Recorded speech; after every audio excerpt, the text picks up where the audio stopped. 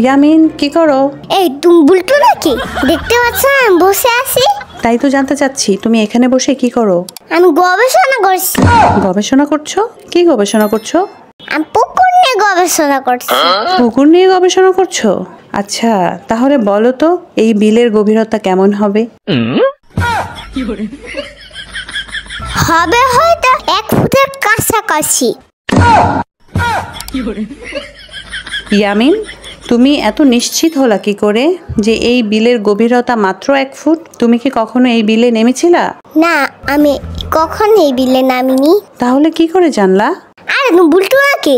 বিলের গভীরতা জানার জন্য কি বিলে নামা লাগে নাকি? আরে একটু আগে একটা হাঁসকে নামতে দেখেছি, কিন্তু হাঁসটা শুধু পা দুটো জলে ডুবেছিল।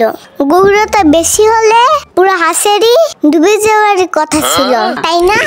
কিছু বুঝো না তুমি? দেখছি।